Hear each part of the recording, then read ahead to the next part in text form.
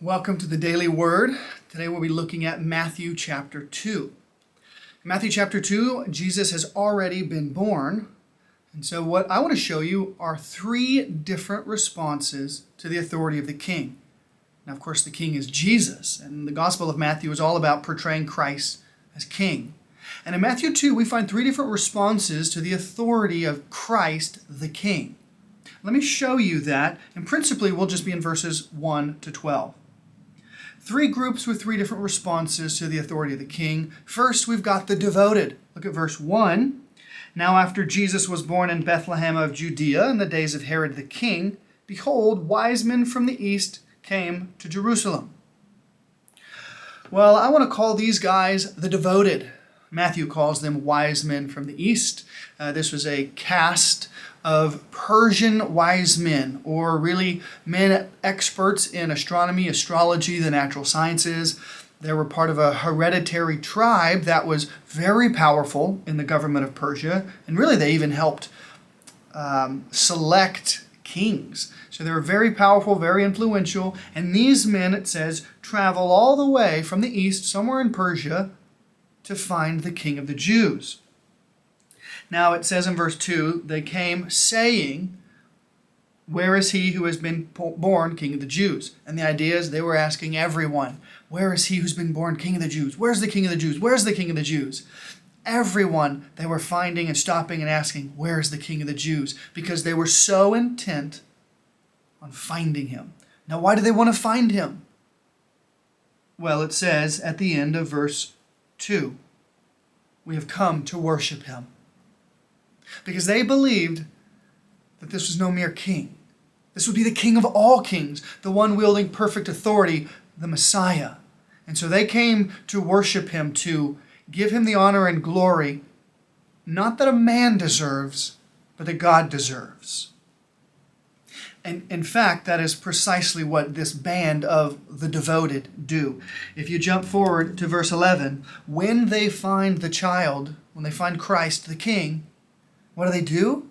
Well, they fall down and worship him. They prostrate themselves on the ground and give him glory and honor that only deity, not humanity, that only deity deserves. And then they give him gifts as an expression of their worship. Gold, a gift fit for a king, symbolizing his royalty.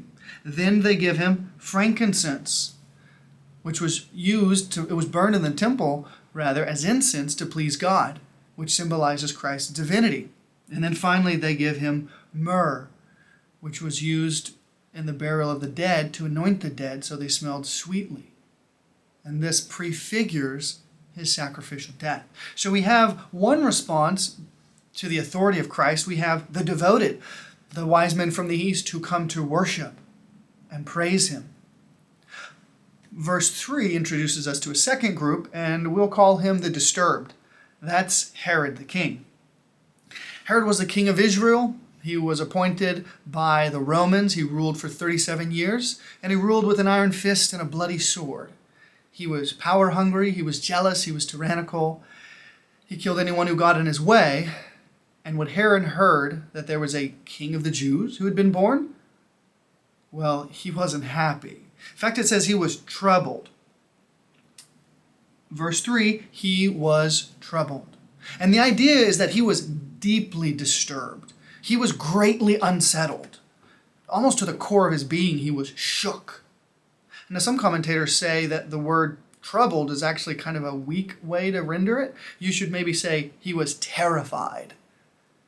And Herod was terrified that this new authority might threaten his power, might upseat him, might overturn his rule.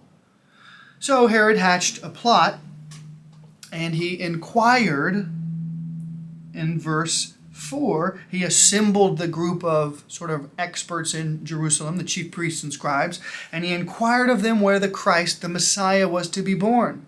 And that word inquired has the idea of repetitive asking over and over again, which I think hints at the depth of his fear, his terror at the arrival of this new king, the rightful king of the Jews. Because Herod was only half Jewish, half Jew, half Idumean from the line of Esau. So he knew that this real king of the Jews had a more appropriate claim to the throne than he did. So he was disturbed, terrified. That's why he summoned the chief priest and scribe to determine the location of his birth. That's why in verse 7 he secretly calls the wise men to tell them when the star arose so he could determine the age of the child. And that's why in verse 16, in his blood rage, Herod slaughters male children in Bethlehem because he was deeply disturbed by the appearance of this new king, this competing authority. There's a third group here in the story that I want to talk to you about, a third response to the authority of the king, and that is the disinterested. And we meet them in verse 4. Now the disinterested consist of the chief priests and scribes of the people. You could basically consider them the politicians and the theologians of Israel. The chief priests refer to those priests who controlled really the temple hierarchy. They were rich, they were powerful, they were corrupt, and they had no interest in letting go of their power. Now the scribes were the experts in the Old Testament, the PhDs who knew everything about the Old Testament. And so Herod calls them to tell him where the Messiah was to be born, because if anyone would know, it was the chief priests and scribes. And of course they did know, because in verses 5 and 6 they say, well, obviously the Messiah will be born in Bethlehem of Judea. And they were right. They quoted Micah 5:2, a prophecy made some 700 years earlier. But here's the interesting part. We don't hear about them after verse 6. They waltz off the pages of this story, never to return again, at least not for decades.